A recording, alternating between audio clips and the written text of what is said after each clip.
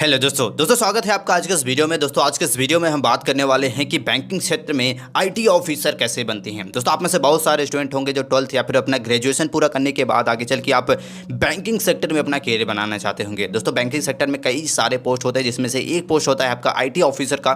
दोस्तों एक आई ऑफिसर बनकर आप मंथली के लाखों रुपये कमा सकते हैं बैंकिंग सेक्टर में, लेकिन आप में से बहुत ही कम स्टूडेंट को इसके बारे में पूरी जानकारी होती है। तो आज के इस वीडियो में आपको पूरी जानकारी देने वाले हैं कि बैंकिंग सेक्टर में अगर आप आई ऑफिसर बनना चाहते हैं तो उनका काम क्या होता है, कैसे बन सकते हैं, कौन सा एग्जाम देना पड़ता है, एग्जाम का सिलेबस और एग्जाम पैटर्न क्या होता है। लास्ट में आपको ये भी बताएंगे कि अगर आप एक आईटी ऑफिसर बन जाते हैं किसी भी बैंक में तो आपको कितनी सैलरी मिलती है। तो आज का वीडियो आपके लिए बहुत हेल्पफुल होने वाला है, तो वीडियो को अंत तक जरूर देखिए।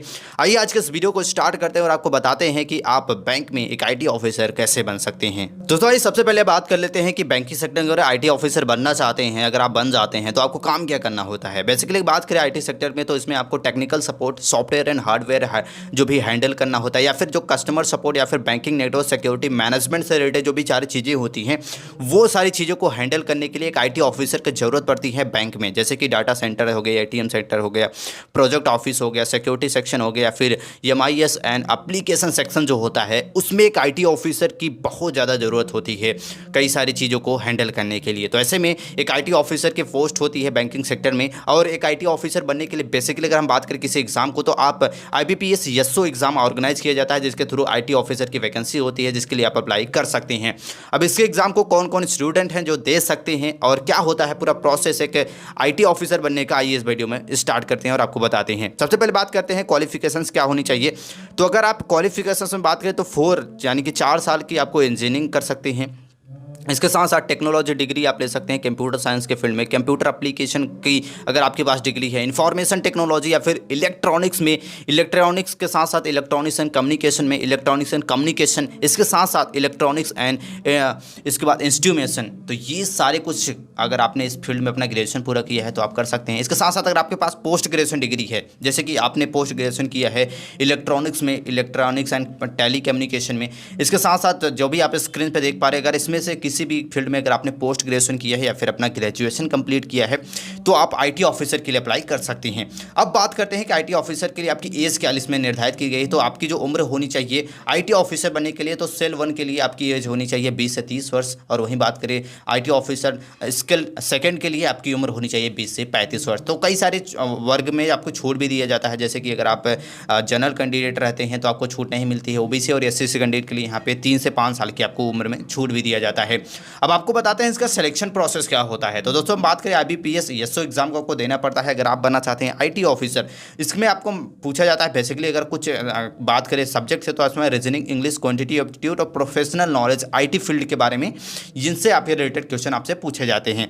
अब आपको जैसे कि हमने आपको बता दिया कि आपको इसके लिए आईबीपीएस एसओ एग्जाम देना पड़ता है। अब उसके बारे में सिलेबस के बारे में आपको जरूर पता होना चाहिए। सिलेबस की बात करें तो इसमें प्रारंभिक परीक्षा, मुख्य परीक्षा और इंटरव्यू देना पड़ता है। प्रारंभिक परीक्षा में बात करें तो रीजनिंग से 50 क्वेश्चन आपसे रहते हैं, इंग्लिश के 50 क्वेश्चन, क्वांटिटी एप्टीट्यूड से 50 क्वेश्चन और टोटल मार्क जो आपका होता है 125 होता है। और टोटल आपको समय दिया जाता है 2 घंटे का इस पेपर को हल करने के लिए। देन आपको मुख्य परीक्षा लिया जाता है जिसमें आपका रीजनिंग के 50 क्वेश्चन, इंग्लिश से 50 क्वेश्चन, क्वांटिटी एप्टीट्यूड से 50 क्वेश्चन, प्रोफेशनल नॉलेज यानी कि आईटी फील्ड से जो भी चीज़ें पूछी जाती हैं उससे आपके 50 क्वेश्चन रहते हैं। टोटल इसमें 200 मार्क रहता है। और बात करते हैं कुल समय की तो 2 घंटे आपको में दिया जाता है। दोनों ही पेपर आपके ऑब्जेक्टिव टाइप क्वेश्चन पूछे जाते हैं जिसमें आपको ऑब्जेक्टिव टाइप होता है, नेगेटिव मार्किंग भी आपको करनी होती है। तो आपको अच्छे से प्रिपरेशन करके इस एग्जाम को देना पड़ता है। देन आपका आता है इंटरव्यू। इंटरव्यू आपका 100 मार्क का होता है जिसमें आपको हिंदी और इंग्लिश दोनों लैंग्वेज आपको आनी चाहिए।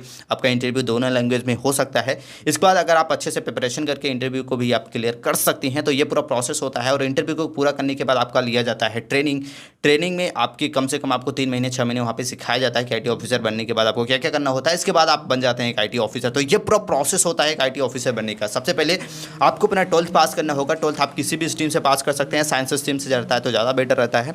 इसके बाद आपको अपना ग्रेजुएशन पूरा करना होगा जिसमें आप इंजीनियरिंग कर सकते हैं। इंजीनियरिंग के साथ साथ आप चाहें तो आप बीसीए कर सकते हैं, आप चाहें तो कई सारे फील्ड जैसे कि हमने आपको बताया कि आप उस फील्ड में अपना ग्रेजुएशन कर सकते हैं। इसके बाद ग्रेजुएशन पूरा करने के बाद आपको IBPS SO exam organise organise किया जाता है, जिसके थ्रू IT ऑफिसर की वैकेंसी होती है। इस एग्जाम को आवेदन करने का प्रारंभिक परीक्षा, मुख्य परीक्षा और इंटरव्यू देना पड़ता है, और इंटरव्यू यानी कि तीनों चरणों को क्लियर करने के बाद आप IT ऑफिसर बन जाते हैं। अब आपको बताते हैं कि IT ऑफिसर बन जाने के बाद आपको सैलरी कितनी मिलती है। दोस्तों एक बात करें IT ऑफिसर की बेसिक सैलरी, तो बेसिक सैलरी के लगभग इनकी 40,000 के आसपास इनकी सैलरी होती है, और वहीं एक्सपीरियंस होने के बाद इनकी सैलरी बढ़ती ही रहती है। दोस्तों आई होप आप समझ गए होंगे कि एक IT ऑफिसर कैसे बनते हैं, किसी भी बैंक में आप IT ऑफिसर कैसे बन सकते हैं, इसके बारे में पूरी जानकारी दे दी है।